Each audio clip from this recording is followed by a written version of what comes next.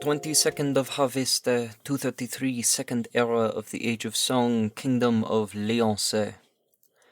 Here in the southern swamps I have lost much of myself. My honor, my identity, all for the crown.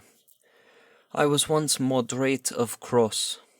I was on my way to being a knight. Now I am Morda of Leonce, spy.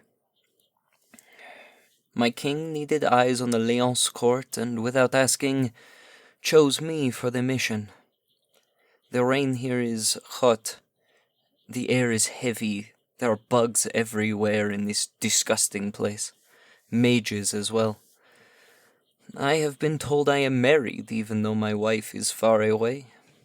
I have been told I was once a hunter, though my skills with a bow are non-existent. I was once a lord according to my new identity, but my lands were stolen.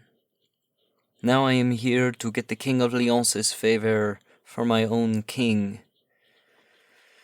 However, my king did not tell me how long I would be playing this role, and I am already tired of it.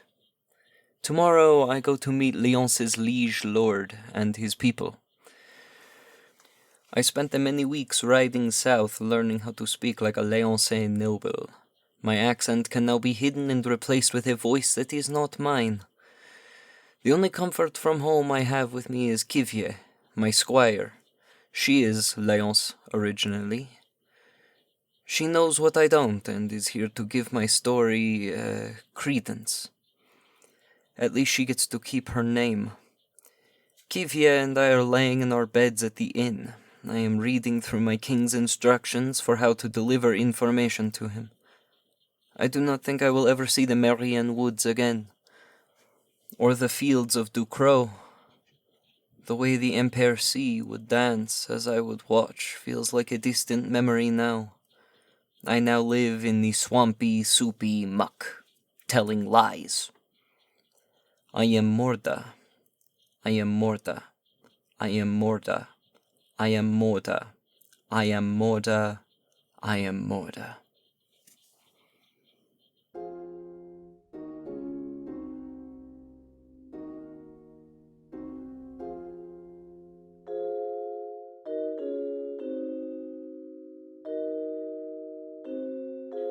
"37th of Harvester, 233, second era of the Age of Song, Kingdom of Leonce. It took longer than expected to work my way into King Palace Leonce's court. He was far more suspicious of me than I would have anticipated, but with Kivye's help, we are now welcome to at least attend court.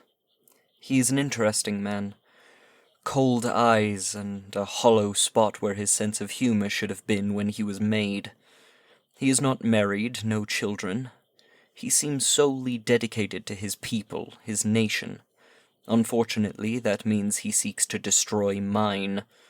Years before my birth, the Kingdom of Cross became the enemy of Leonce. Some lapsed proposal or what have you. Not that it matters. His army looks north, to Cross, to my home. I am not privy to military plans yet, but I know that much. Kivye helped me get into his court by saying I had an interest in hunting, though I do not. On our hunt, we did manage to kill some of the animals that call this swampland their home, and that did seem to gain his favor. Or maybe the conversations we had while we were doing so were the deciding factor.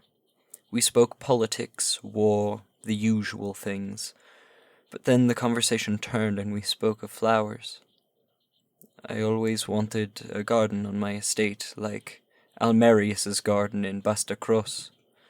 He seemed to enjoy the conversation more, and we spoke of plants and gardening.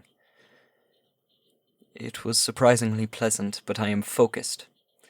The sooner I can uncover his war plans, the sooner my king may let me return home. I am hiding my journal in the floorboards of the inn where Kivye and I are living for the time being.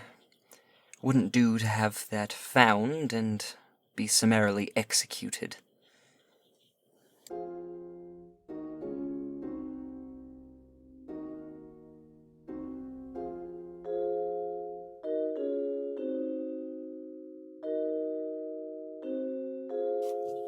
28th of Dissest 233, Second Era of the Age of Song, Kingdom of Leonce. More time has passed, and King Pallas has begun to trust me more. I have spent a great deal of time walking his castle grounds with him. However, I still have not been given access to his council room to search for battle plans. Kivya reminds me that I need to be patient, but I think she's enjoying being home more than I would have anticipated. The food here is decent, at least. Better than home. King Pallas and I shared a loaf of bread that was truly amazing, as all southern bread is. We dipped it in some odd concoction that I'd never heard of before. During our meal we spoke of marriage. I told him I was married to a lady who lives far away, hidden from me, as is my cover story. He told me he's never had much interest in women. Perhaps I didn't catch his meaning. After an hour the storm had ceased, and I got to see that southern mangrove land without the dismal rain. It was sunset. I don't know what signals I gave him, what subtle silence I offered that led him to believe I would be interested, but he kissed me. We stood along his palace high wall, bathed in sunlight, and we kissed. Kivya assures me that this isn't some southern custom I do not understand, but to be entirely honest, I don't know what to do with this information.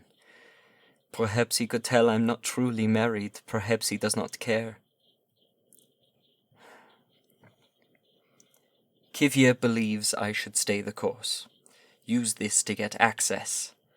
Something about that feels dishonorable and cruel. Perhaps I kissed him back.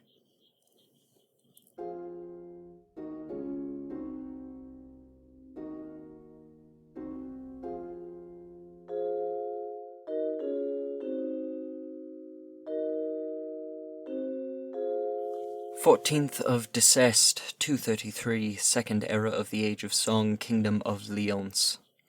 Back home it is beginning to snow. Here it is torrential rain and unending heat. Pallas never takes his eyes off me. We spend hours together, walking his city, talking, venturing into the swamps. I have tried to get him to talk politics, war, and battle, but he is seemingly entirely uninterested. He seems far more focused on my lips than he does his war plans. Though the second kiss was my doing. I have never felt so torn. He knows not my name, not my heritage, not my life. I am here to steal his secrets, to send them home to my army, to my king. Yet no kiss has ever felt so right. He sees through so much of my facade, but not the parts that would tell him to hate me. I believe he is close to bringing me into his council. I told him I had travels of much of the East, and my insight into routes would be invulnerable for strategy. Can I truly send him to die at the hands of my brothers in arms? Can I let him slaughter them? Kivya reminds me to be settled.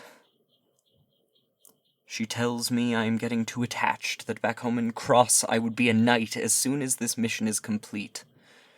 Just be a spy. Be a spy. Pallas is having a garden constructed for me on the palace grounds.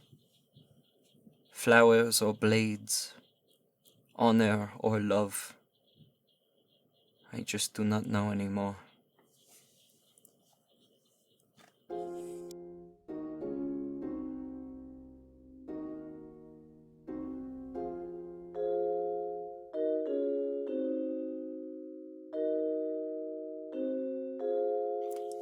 '28th of Dissest 233, Second Era of the Age of Song, Kingdom of Leonce.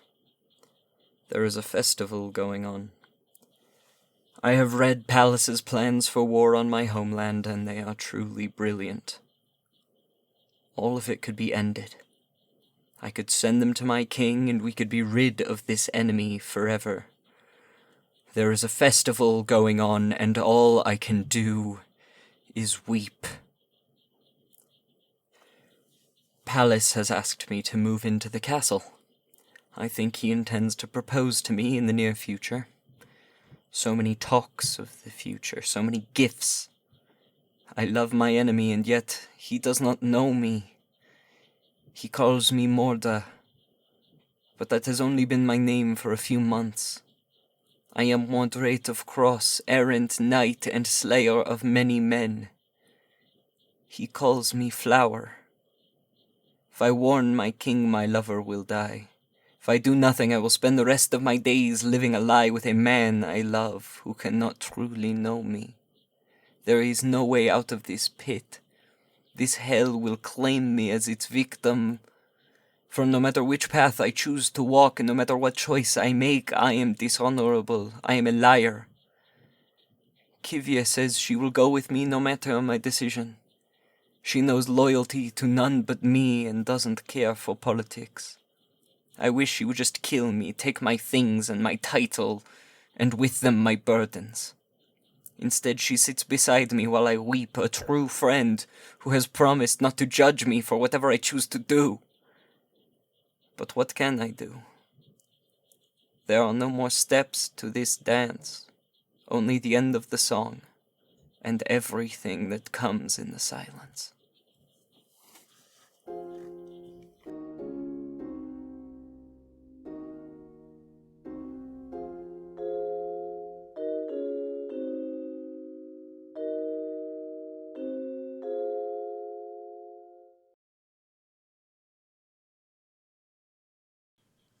Lorelei Vistas is a companion story to Legends of Lorelei, produced by Livewire Stories. This show is written and produced by Gwen Fullman. The music you heard in this episode was composed by Gwen Fullman and produced by Calamity Alex on YouTube and Spotify.